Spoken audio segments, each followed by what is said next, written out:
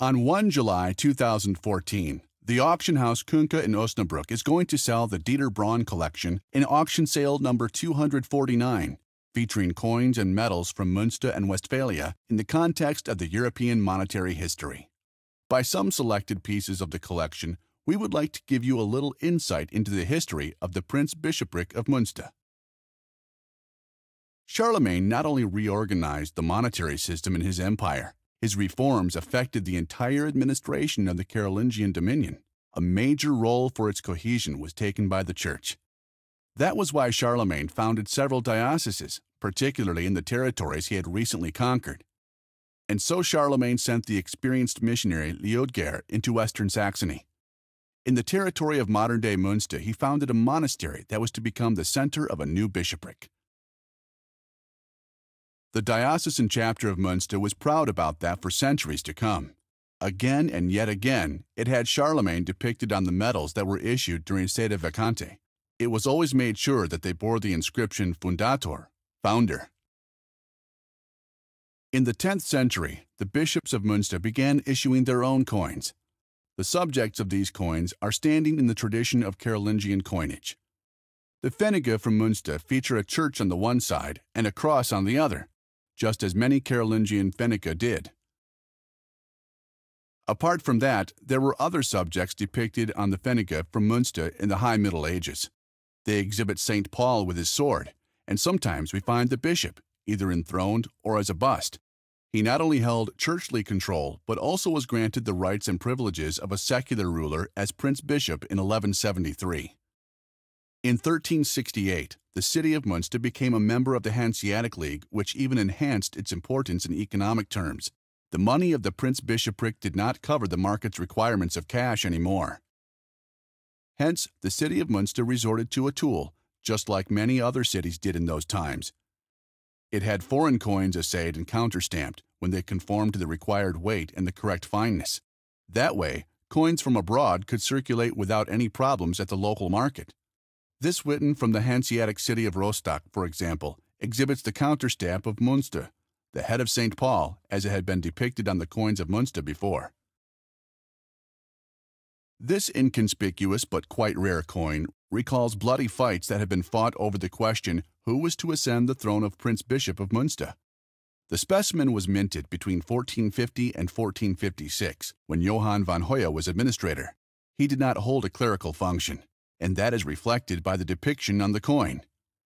It portrays a knight who holds the sword in the right hand and supports the left hand on a coat of arms that is without any doubt that of the County of Hoya. The Counts of Hoya were one of two ambitious families that tried to make their sons become bishop. Their adversaries were the Counts of Meurs. In 1450, Münster witnessed a double election.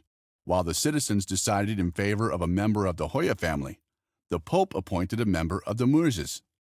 The famous Nicholas of Cuse even was invoked to render an opinion on the dispute, but not even he could prevent the war from finally happening. The conflict ended in 1457 with a compromise candidate, Johann von Pfalz-Simmern, who was the one responsible for this coin.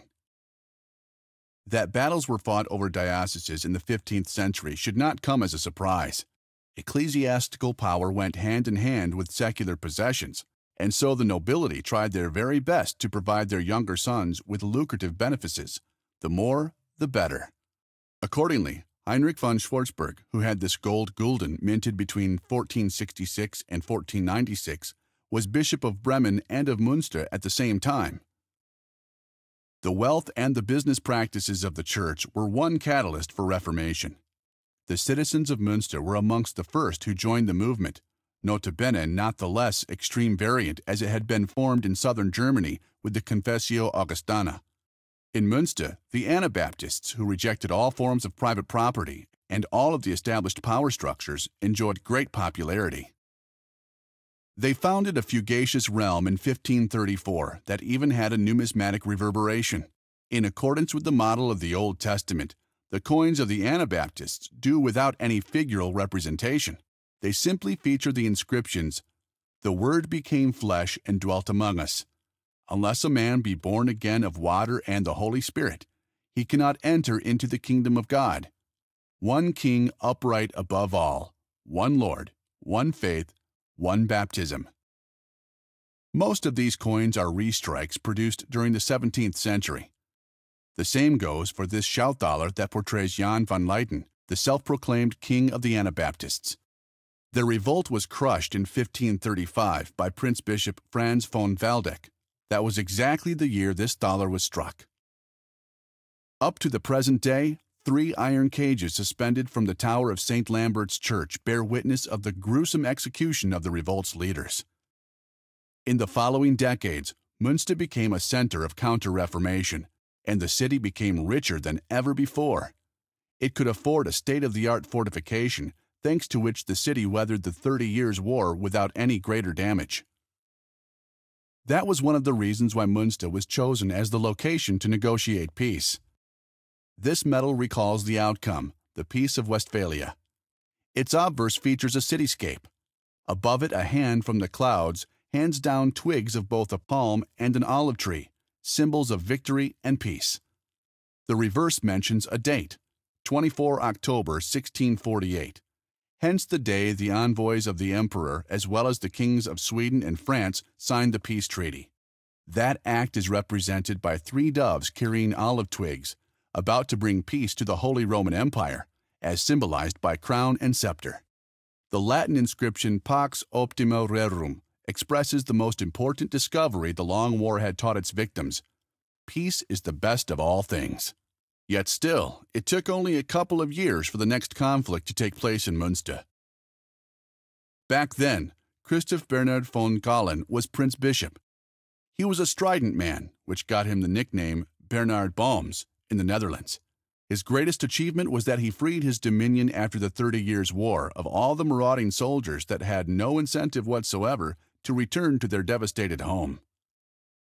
The Coesfeld cross became the symbol of this magnificent act which the bishop had depicted on his coins in 1659. The cross that was housed in St. Lambert's Church at Coesfeld, which belonged to the bishopric of Münster, used to be the destination of an important pilgrimage. During the 30 Years' War, however, Coesfeld was conquered. Soldiers from Hesse abused the relic until Catholic citizens finally managed to secure it. When Bernhard von Galen freed the city from the Hessians, the pilgrimage of the Coesfeld cross was reinstated with pomp and circumstance. Therewith, the cross became a symbol of the liberation from the foreign soldiers.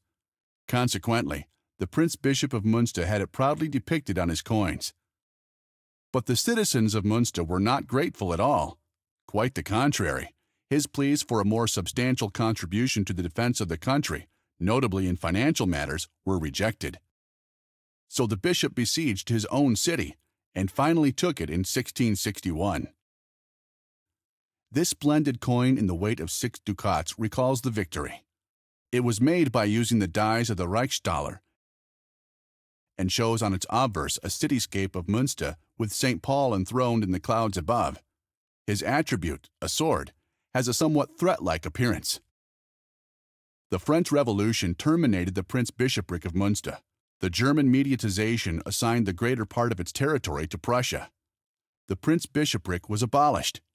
But still, the huge cathedral is so dominant in the cityscape that the German Federal Post Office chose it as subject, as a pars pro toto, for their stamps on the occasion of the 1200th anniversary of the city of Münster. We, the auction house Künker, are happy to present you the Dieter Braun Collection, Münster and Westphalia, in the context of the European monetary history. We cordially invite you to our auction sale number 249 to be conducted at Osnabrück on 1 July 2014. If you need further information, please do not hesitate to contact us.